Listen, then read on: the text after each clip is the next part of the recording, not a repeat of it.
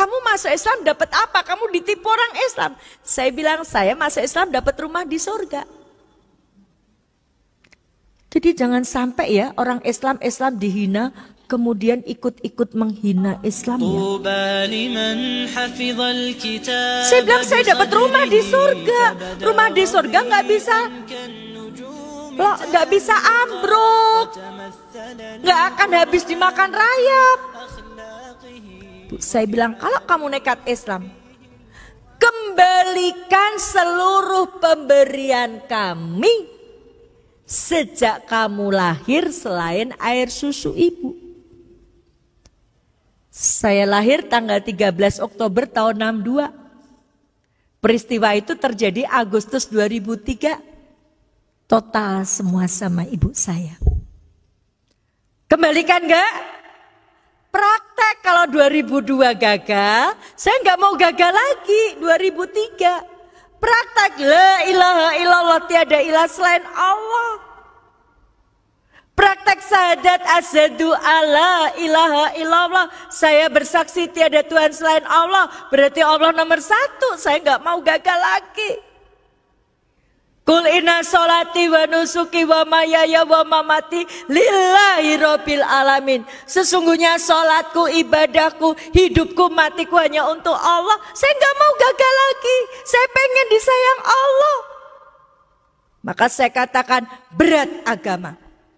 Apa kata ibu saya? Kalau kamu berat agama, kembalikan. Saya bilang insya Allah. Saya diejek sama ibu saya. Ibu saya bilang, kamu dapat duit dari mana? Ibu saya tahu keadaan saya ketika itu saya sedang bangkrut. Uang saya cuma tinggal 10.000. Ibu saya ngejek saya, kamu dapat duit dari mana? Bapak, ibu, saudara-saudaraku, ini bukan lagi antara orang tua dan anak.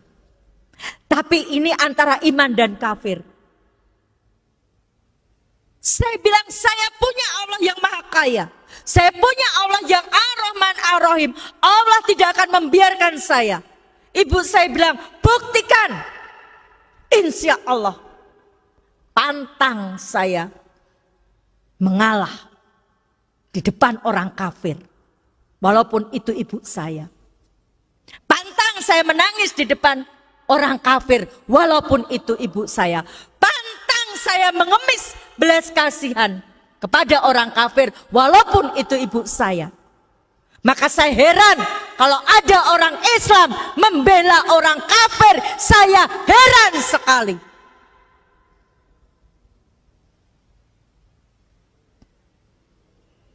Apa enggak takut pengadilan Allah?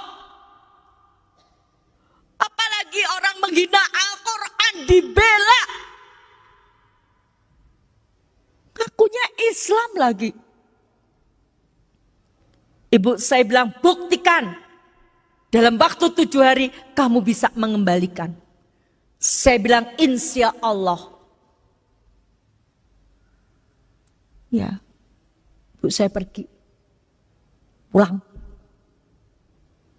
Ibu bapak yang insya Allah dirahmati Allah. Lihat Quran surat Toha ayat 132.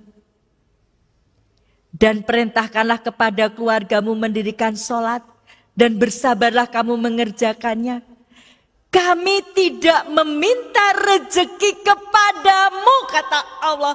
Kami yang memberi rezeki kepadamu. Saya sudah mempraktekkan ibu bapak ketika dalam keadaan yang sempit seperti itu.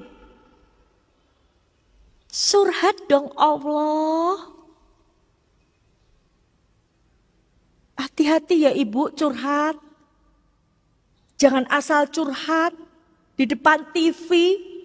Curhat dong, Ma. Suami saya sudah sebulan tidak menafkahi saya. Orang dari Sabang sampai Merauke tahu suami ibu itu tidak menafkahi. Membuka aib di depan umum. Lihat, TV milik mereka. Ini untuk melecehkan kita, tapi banyak orang yang bangga. Gak sadar dibuka aibnya di depan umum. Curhat dong Allah kalau punya masalah. Saya ketika itu saya curhat sama Allah.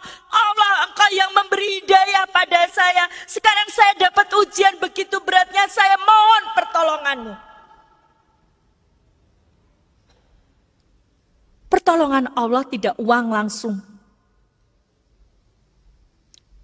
Ketika itu jam 11 malam, saya selesai sholat, saya ingat, saya ini sendiri. Saya butuh kekuatan. Suami saya baru saja habis meninggal, seminggu suami saya meninggal. Orang tua saya seperti itu. Anak saya sudah meninggalkan saya juga. Anak saya sampai sekarang belum dapat hidayah. Saya sendiri. Saya butuh kekuatan. Saya butuh didoakan. Maka malam itu saya telepon seorang ustadz. Rezeki yang Allah berikan adalah ustadz tadi mengangkat telepon saya. Padahal ustadz yang saya telepon tadi, itu kalau sudah malam ditelepon gak mungkin diangkat. Saya telepon jam 11 lebih, diangkat. Itu rezekinya. Jadi rezeki itu tidak selalu uang. Ustadz, mohon maaf malam-malam saya telepon. Saya dapat ujian Ustadz. Apa Bu Dewi ujiannya? Seperti ini Ustadz. Saya mohon didoakan agar iman saya tidak goyah Ustadz. 2003 umur saya baru 4 tahun. Ustadz bilang istiqomah ya Bu Dewi. Jangan tinggalkan Islam. Insya Allah Ustadz. Saya sudah tidak bisa berpikir, ibu saya cuma ngasih waktu seminggu. Usaha saya bangkrut, rumah kreditan, saya nggak punya sertifikat. Posisi saya ketika itu posisi tidak enak. Di Kristen saya dikucilkan. Di Islam saya belum dipercaya. Bahkan yang sangat menyakitkan ketika itu, saya mencoba mencari pinjaman ke koperasi tempat saya bekerja. Teman saya yang Islam bilang begini, salah sendiri ngapain masuk Islam sekarang dapat kesulitan kan. Itu tantangan saya dari orang Islam sendiri. Sudah baik-baik di Kristen kenapa masuk Islam? Itu susah sendiri kan. Stres gak ibu? Gak. Kenapa gak stres? Inilah indahnya Islam. Orang Islam itu gak akan stres kalau dia dekat sama Allah. Allahu Somad. Quran surat Al-Ikhlas ayat 2. Allah adalah Tuhan tempat bergantung segala sesuatu. Oke, ketika kita dapat masalah, ketika itu mungkin kita susah. Tapi kita berpikir kita punya Allah yang maha segalanya.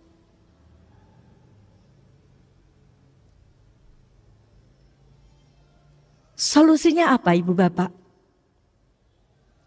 Senin malam saya telepon Ustadz, Selasa pagi sholat, berdoa, subuh, duhur, asar, maghrib, isya. Sudah Selasa tinggal 5 hari saya belum dapat solusi. Jam 8 malam ada mobil berhenti depan rumah saya. Ada seorang ibu datang, Bu Dewi saya disuruh Ustadz ke sini, ada apa Ibu? Tadi siang Ustadz pada rapat. Ustadz cerita masalahnya Bu Dewi. Terus salah satu Ustadz punya kenalan Ahnia. Ustadz tadi telepon ke Ahnia. Ahnia tadi minjamin Bu Dewi uang 100 juta. 100 juta jangka 1 malam. Sampai detik ini saya tidak kenal siapa orangnya. Kenapa? Karena semua transaksi lewat Ustadz, beliau tidak mau saya kenal, takut hilang ikhlasnya. Siapa yang memberi solusi? Ditepati enggak janji Allah? Takwa, diberi solusi, dimudahkan urusannya, diberi rezeki. Syaratnya takwa dulu. Maka di bulan Ramadan ini kita digembleng jadi orang takwa, taat gak sama Allah, mau gak meninggalkan larangannya Allah, kita digembleng. Mari Bapak Ibu yang sudah Islam sejak lahir. Kita gak tahu umur kita. Kita gunakan untuk apa bulan Ramadan ini? Belum tentu Ramadan depan kita ketemu dengan Ramadan tadi. Ini sudah hari yang ke-16. Sudah seberapa kita membaca Al-Quran? kita masih dengan sengaja meninggalkan sholat-sholat kita? Ibu bapak yang insya Allah dirahmati Allah, saya sudah membuktikan ketika menomorsatukan Allah, Allah yang menolong. Harta saya sudah saya pertaruhkan untuk agama Islam ini. Saya lebih pilih Islam